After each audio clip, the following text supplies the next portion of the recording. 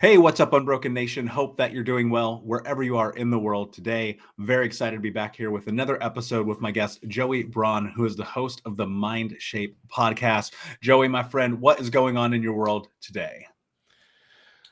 How you doing, Michael? It's good. I'm over here in Baltimore, Maryland.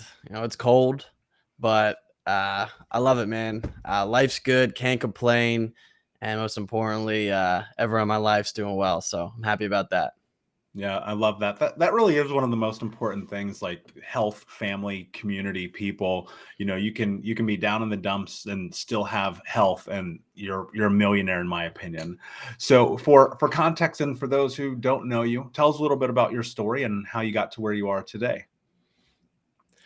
We'll have to rewind a little bit. Right now, I'm about to be 26. My story started around when I was 11, 12, 13. So that was the aspect. Growing up, I grew up in a good family. I played sports. I was a star soccer player, did everything, all the above, a very social kid. When I hit 11 and a half, 12, I started getting sick. What we found was I got bit by a tick, which gave me Lyme's disease, which was okay. We go to the doctor, get treated for Lyme's disease, everything's fine. And then over progressive weeks and months, things didn't get better, things got worse. The doctor said, well, the Lyme's isn't really active. We don't know what's going on. Then they were like, all right, we don't know. I got to the point where I was so weak I couldn't even get down the steps. So I went from a star soccer player to someone who couldn't even walk down the steps. It was the most confusing time of my life because I didn't understand how things can change. When you're young, you think you're invincible, right? When life's good, you think you're going through life, you feel good, and then all of a sudden things change. And it kind of gave me my first glimpse of how fast things can change for me. I ended up going from doctor to doctor, and I eventually was diagnosed with juvenile dermatomyositis, which is a rare autoimmune disease that affects the skin and the muscles. And just it's pretty much, for autoimmune, it means your immune system attacks itself. In this case, for my muscles, it made my muscles extremely weak. And at one point, when I first got diagnosed, I had golf ball sized rocks in my calves, which was extreme pain. So that was an experience. But needless to say, when I started with autoimmune, I was 12 and a half was when I got officially diagnosed. They put me on steroids. I was supposed to take those for 2 years, which I did. Completely stunted 6 to 8 inches of my growth. I was always short, so it was tough to get stunted 6 to 8 inches of growth and then be told that, hey, I'm supposed to be 5'11". Right now, I'm only 5'5". So luckily, I still grew. Um, right then, I was like 4'8". So I was like, well, how tall am I going to get? Uh, so that was the experience of, the start of my story. There's a lot more to it going along, but that's the start. Yeah, and as someone who, as a child, was in and out of the hospital more times than I could ever count, like I have so much empathy for you, man, because and I think a lot of people have that experience, unfortunately, and it's not spoken or talked about enough. I mean, there were times where, I mean, I'd be in the hospital 2-3 times in a week easily. And I don't think people really understand the impact that that has on you mentally, emotionally, and physically at that young of an age. And then once you head into your teens and your adult years, at one point I was like, man, I think I'm a hypochondriac. I think that's a really big part of what happens until you start to take this time, effort, and energy to not only heal your body but heal your mind around these things. So as you're in this journey and you're heading through this as a kid and into a teenager, what were the tools or coping mechanisms that you had to kind of manage this? Michael, to be honest, going from 12 to 17, even to 22, I didn't have any coping mechanisms. I just lived my life. I literally didn't process it in that way. I was always moving to the next thing. Like, hey, I just got to keep moving. I guess that's the only thing I thought. I didn't consciously think of it like I do now. I just kept moving. Like I was sick. I didn't know what to do. I took pills, 20 pills in the morning, 20 pills at night. I got better. Constantly in and out of the hospital. Constantly in and out of getting blood work every week to see if I'm doing better. The coping mechanisms for me was just survival at that point. And, I turned from a outgoing kid into a antisocial kid because getting bullied in school, for some reason, when you're growing up through school and when you get older, it's not a big deal, but people really like to get on you for being short. They like to get on you for your height. It's not a big deal when you're older, but when you're a kid, it's your social status is important. You're getting bullied, you're getting put down. When I took my steroids, my cheeks blew up like a chipmunk. They were huge. And I got called a chipmunk. Like, people laughing at me in the hallways. Now, that's a traumatizing experience for someone going through high school. Like, that's an important time. It was so traumatizing for me looking back to go through that. And it was just life. And moving forward, I kind of just dealt with it in that way. My doctor always told me, Joey, I know you don't want to hear this. You're not going to be able to play sports like you did. You're not going to be able to lift weights. You're not going to be able to do all these things physically that I always could do and I loved doing. And that tore me apart. At the same time, I'm a bit of a rebel. In my mind, I was like, that's not going to happen. That's not how it's going to go down for me. So I continued to play sports, play soccer, like while I was taking the medicine, which I wasn't supposed to do, and I was still okay. Like I couldn't spend as long on the field, but I could still play. Right, I got tired fast because my muscles got weak. I kept going that direction. A big thing that helped me though, and it was, I guess, treatment I sought was my mom went through a lot on her end. She ended up going to acupuncture. She got treated and it helped her a lot. So she told me, Joey, I want you to go to acupuncture. I want you to do this. And a 17-year-old me is like, acupuncture, isn't that where they stick needles all around your body? I didn't want to do that. It took like 3 months for her to convince me to go to acupuncture and seek that treatment. When I went, nothing really happened at first. She stuck needles in my body, but she was amazing. So I was like, all right, I'm going to keep coming back. I don't really want to live the rest of my life with an autoimmune disease and be weak all the time. And I want to seek treatment. So I did this. I went to acupuncture every single week for 8 months. And after 8 months, I felt a lot better. I didn't go into a cycle of like remission in the spring. I didn't go through that same flare ups I would have.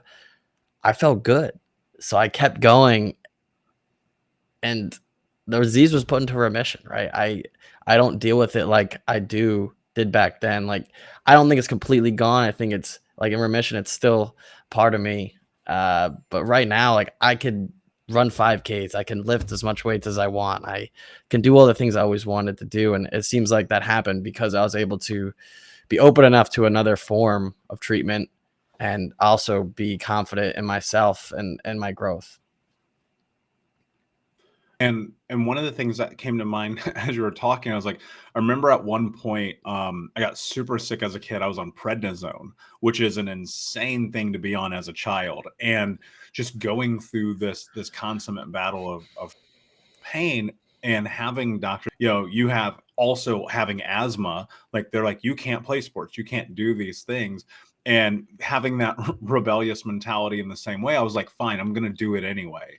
And like, sometimes I'd have these like vicious asthma attacks in the middle of like practices and stuff like that. I'm like, well, I'm going to live my life. And it's funny because you always hear in medical research, when people are given a time frame on diagnosis, they always die like within a couple of weeks of that date, because I think there is part of, and maybe this is heady, and I know it might be for some people, but I truly feel like when you decide that you're going to be healthy and you make that choice, and you, to some extent, as much as you humanly can, push your body and like force it into doing the things that you want it to do, it will come around, right? And it's really interesting to me now, 20 years removed, I think I've had like one asthma attack since. And it was so much about me forcing my body into that level of growth, and not always letting doctors be the ones who determine my future. Because I think it's really easy to go to the doctor and they're like, hey, we're just going to give you all these drugs. Godspeed. was it more of your mother's interest in Eastern medicine or your own? What I guess I'm trying to figure out here, what I'm curious about is how did you navigate your own health? Because at some point there had to be a turning point, not only in your rebellion, but in the practical way that yourself to, I would assume, look at this and go, you know what, I'm going to do this my way. And how did you get there? Interesting question.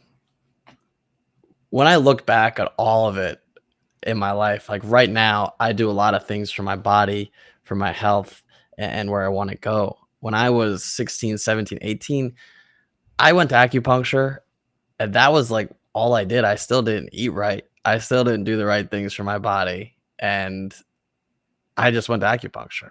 I didn't think about anything other than not feeling the way I did. And when that provided me that ability to not feel that way, I kind of just went, said, okay, this is enough. I went straight from there to college. And in college, my habits didn't get any better. I went to college and I was partying and drinking and eating college food like on campus, which is not good. It's it didn't I just went straight from that into college. So when it comes to like how I dealt with it, mentally, like you said, it was a decision for me. I just literally made a decision one day. I got acupuncture. I stopped taking the pills, all the pills that I felt were making me sicker. And intuitively, I thought like, hey, these are making me feel worse. So I guess that was one thing I did, is like I just committed to stop. I'm not gonna take these pills. I'm gonna go to acupuncture. And unfortunately, to that doctor, and if she ever hears something like this, I'm sorry, but I just stopped going. And she wanted me to come back so bad, I just stopped. I didn't go back. I don't advise that for everybody, but I was tired of hearing the same old of you can't do this, you can't do that.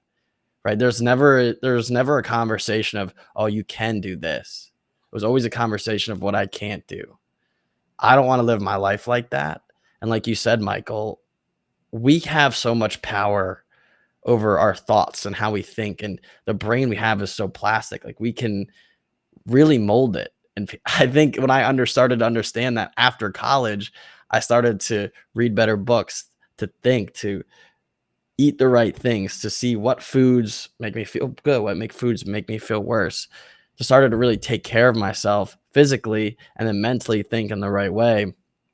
It changed everything for me. So that real practical journey didn't start till after college for me. Was when I realized how bad being sick and being bullied and being weak affected me mentally when I was younger. That I didn't realize till 10 years later how bad it affected me and how much I haven't dealt with that thing, with that mental burden and trauma I dealt with when I was younger. Yeah, and that's heavy, right? Because I think for most kids in a similar situation as you and I, there's a level of dissociation where you really kind of effectively turn off emotionally because it's survival, it's protection. Mhm. I mean, it's really funny to me looking back at being bullied all the time as a kid, being a bedwetter, being in poverty, being one of the probably the most poor kid in the entire school, and looking back on that and going, man, that's crippling. And I don't think until there's levels of bullying. Like, let's Yeah. keep it real. If you're Yeah. getting picked on a little bit, you're probably going to be okay, right? But when it gets to the depth where it starts to fuck with your psyche and your identity, one of the things we do is we just learn to turn it off. We become, I don't know if this was your experience, so I'm really curious, is I became a robot.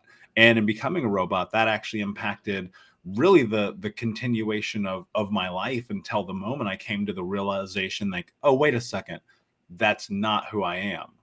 What was there a turning point? What was there something like in this process in which you were reflecting on the past where you had to shift your identity and your beliefs about who you are? Yes. It was a huge turning point for me. After I graduating from college, that was my main goal, to get through school, graduate from college. I went from Towson University here in Maryland all the way back to home in New Jersey. I got a dog in college, and needless to say, I got my dog for the wrong reasons. And now I have to take care of a dog all by myself, back in New Jersey, living by myself and working. And since I went through a terrible breakup right before I graduated, I was in a bad spot, a very depressed state. And when I look back on this, I realize, why I had to go through that. I feel like everything does happen for a reason, but I was so broken to the point where I was crying on my floor alone, not knowing what I wanted to do, working a job that I just didn't like at all, saying, okay, I keep having these thoughts and going down these mental patterns and how I think about myself. I can either, in that moment on the floor, I remember, and this was after months and months of the same thing. It was this one moment. I said, I can either flip to the next chapter of my book or throw this one out and write a whole new one. And that was a powerful moment for me because I started to become open in that part of my life to listening to a positive podcast, listening to or reading books, and I started doing that slowly. I started to see, because I did that right away, I started to see a week after that life doesn't have to be the way I think it does. I don't have to be my past. I don't have to be this identity of who I am, because I realized, like you said, from all that bullying, I put up this wall, I put up this shell, and I just became essentially a robot. I didn't have emotionally intelligent conversations with people. I was never vulnerable. I was just always like, okay, I have 2 friends. That's great. And I'm moving forward. I'm just going to keep going. I don't trust people. I don't want to be vulnerable with people, because every time that I tried to, either I'd get bullied or the friend I would tell everybody else. And then I'd be hearing from that from other people in school. I didn't want to be open with people. I closed off from a social kid to an antisocial kid. My identity completely flipped. My personality flipped during that time period between 12 and 22. However, I did realize in this moment, alone, crying on the floor, that something told me I didn't have to be that identity anymore. I mean, the past is going to be in the back seat, but they don't have to drive the car, right? You can drive where you want to go. You can be who you want to be. And when I realized that is when I started to make those changes and doing meditation, stretching, reading, and implementing things into my life that helped me move in the right direction. And all of those things helped tremendously. When you were in that, I think that we're often faced with what I'll call this juxtaposition of self, in which you have the ability to create massive change in your life in the way that you have, or you have the ability to stay exactly where you are. And in that, about was, what were some of the first started to take? Because I think what happens is, and this was my experience, you kind of have this idea, this notion in the back of your head. You sit with it for a bit. You go, okay, wait, maybe I don't actually have to be my past. But often we get trapped and we get stuck there because we don't step into what's next. What was really the catalyst that, maybe it's mindset, maybe it's action, I'm not sure for you, but what was really the catalyst that helped you actually step into what would ultimately become the change that you made in your life? It was a step-by-step process for me. I knew in that moment that I'd have to take it literally hour by hour, day by day, if I wanted to see change. Like, I couldn't focus on a week or a year. Even a day was a lot. The first thing I did was I think that morning I haven't ran in years. I put my running shoes on and ran 2 miles. I didn't even know I could run 2 miles. And on that run, I remember feeling exhausted and at the same time feeling free, feeling like, wow, I just did something I didn't think I could do in the spur of the moment after making a decision that I wanted to make a change in my life. That's what I started to see, how malleable and plastic we are, and how we can make changes in our life by a decision, right? And then I started running every single day, and it wasn't 2 miles. It was I think I did like a mile. And also I started waking up early and making sure that I was up and ran that. That was the first thing I did. Now that I think about it, I haven't even thought about that in a long time. Yeah, that's interesting. And what's so interesting is, like, for me, it was kind of the same thing. I was like, if I move my physical body, it, it's almost like moving your physical body is more difficult than any other aspect of what I'll call those that you have for yourself, because it to do something difficult, right? And in that difficulty, what I love that you said is you felt free. What was that freedom about for you? I don't know. I think it all came to fruition for me. I still believed my doctor, like inherently subconsciously, that I would never be able to do those things. I sat out the mile races in school because of it. Well, not the mile runs, there weren't races, but we had to do that for PE class. When I did that, I broke through a limiting belief that I had for years, a decade. And that was the catalyst to breaking down so many like limiting beliefs. A week later, I started journaling and reflecting on my life. And when you're alone, and I repeat this, being alone is very powerful, because when you're alone, you can be with yourself. There's really no distractions. I mean, there can be, but you're kind of forced to sit with yourself. And I sat with myself and saw, like, I don't really like these things about me. I don't like how I feel this way. I don't like how I treat people in certain situations. I don't like how I show up in certain situations. Okay, now that's a fact for me. What can I do now to improve those things? Because I do inherently believe in a higher power, but I believe that this world we live in is cause and effect, right? We do something, we get a result. And I do believe there's solutions to a lot of problems. Like in our personal lives, if we think and we sit down and we reflect, we can find ways to improve certain areas of our life. So I had to start doing that with my journaling and being honest with myself. That's the hardest thing, guys, is honesty with you. The easiest thing to do is to lie to ourselves. But if you don't like something about yourself, be honest with yourself, because that's when you can start to actually see, okay, now what can I do to be better? And that's how I started making that change, because I didn't like myself. It was an inherent reason why I was depressed and sad, right? I wasn't doing the right things for me. I feel like often people, and we live in such an interesting society where it's like, be kind with yourself, be kind with yourself. And I will always argue the kindest thing that you can do for yourself is the thing that you know you're supposed to be doing. Right. And there is a level where you kind of have to get over your own bullshit to be able to shift into having the life that you want to have. And when you do that, the not only the power that you get, but the freedom, the sense of self, compassion, love, empathy, like those things really start to come into play. And I love what you said about being alone, because the greatest scopes of my healing journey have been literally in the silence. And that's so uncomfortable for people, because it's so easy to grab the phone, hop on social media, play video games, watch movies, go party with your friends, happy hour. But if you sit with yourself for 45 minutes a day in silence, you're going to learn something about who you are. You're going to learn a lot.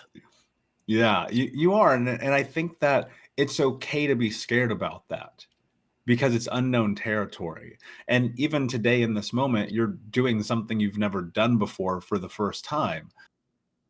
So like, you can have grace, you can have empathy for yourself. But I think really, if you want to step into what's next in your life, you've got to be willing to do the difficult things. And so one of the things that I appreciate about you, and I know that you've been able to do in having difficult conversations, is starting your podcast.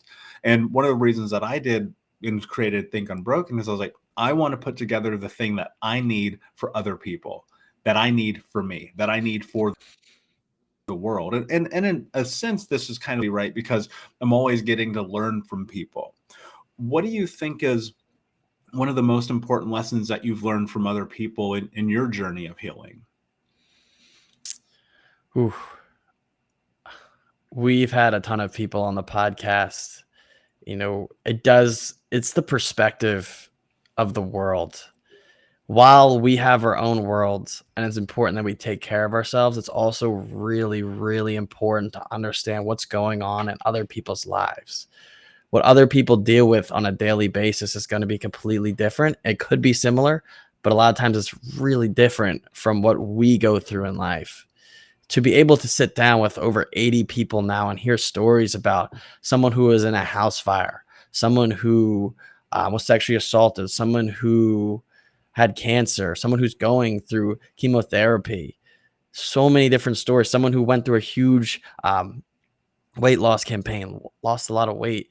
You learn about what people go through mentally and physically, and how they deal with the things in their lives. And it's so powerful to gain that perspective and understand that we all are going through something difficult. If someone's not showing that, they might be a good actor, but we're all going through stuff on a daily basis. And it's important to have that perspective and understand that so we can show more compassion towards other people. It's huge. And like I said, there's this dichotomy because you said we have to be kind to ourselves and we also have to be real with ourselves. And that's a balance, right? You can't be so hard on yourself that you destroy yourself. And you can't be so easy on yourself that you never go anywhere. So there's this balance that needs to be found. And when we say balance, I think people get confused that they literally have to balance it right now. I think with balance, you go one way and then you adjust to kind of balance it out, right? I went really hard on myself. I got really hard on myself, not just hard on myself and like I suck, right? It's hard on myself like, hey, I don't like this about me. I don't like that. I don't like how I do that. I don't eat right. I don't stretch. I don't go to the gym. I don't run. I don't like that about myself. And I don't listen when other people, I'm in conversations with people. I just talk about myself. Those things, like that self-awareness you build is insane. It helps you grab control of the life that you have. And inherently, we can only control us. We can't control other people. But what you said with the podcast, with perspectives, it's important to be able to step into other people's shoes and hear their stories. Yeah, and that's empathy, right? Because like the truth is we don't know what's happening in anyone else's life. And sometimes people at either the right time or the wrong time, and we interpret them to be a certain way. And what sits with me so frequently is this idea that we are all just simply having this human experience. None of us actually know what the fuck we're doing. And even the people that we think they know what they're doing, they don't. And if you can just pause in that and look at it from the scope of humanity, I mean, it's so incredible what you start to understand from people, because like ultimately we're all going to fail. We're all going to make mistakes. Before I ask you my last question, Joey, can you tell everybody where they can find out more about you and the podcast? Yeah. So one of the biggest places we have our podcast on is Instagram. So that's going to be at MindShape Pod, MindShape Pod. My Instagram is Joey Braun and just an underscore sign on Instagram if you want to reach out to me personally. Yeah. So our podcast, like Michael said, we bring people on from all walks of life to share their stories. One of our goals was to make the stories as real as possible. And that means sensitive material, right? People share things that might trigger people, might make people upset, but it's real. It's their experience. And that's what we wanted because let's be honest, life's real, very real. And censoring it, what does that help? I mean, censoring something that's so real, we never wanted to do that. So that's what we do. We bring people on and they share real deep, sensitive stories, and they open up about their traumas. So it's been a very rewarding experience. We hope to continue doing it for years to come. Brilliant, man. I got a mad love appreciation for that. My last question for you is, what does it mean to you to be unbroken? To be unbroken. To be unbroken is to be somebody who has compassion for themselves, that has compassion for the people in their life, a person who is a great friend of people, a great member of a family, someone who is empathetic, someone who can look at themselves in the mirror and be honest with themselves, someone who can do the right things for their life, whether that be eating, working out, reading books. It's that self-love, right? We become so broken on our journey throughout life, so broken on so many levels. We try to have everything perfect, but there's always one thing's up, one thing's down. It's the practice of self-awareness and consciously asking yourself, what's the right next thing to do for me, for my life, for the people in my life, and to mend that all together throughout our lifetimes. We're never going to be perfect. If we can do our best in mending that and be at our best, we can leave we could leave a great life behind, and even a legacy for other people to look back and remember us for. Powerful and very well said, my friend. Thank you so much for being here. Unbroken Nation, thank you so much for listening. Please like, subscribe, comment, share, tell a friend. And until next time, my friends, be unbroken. I'll see ya.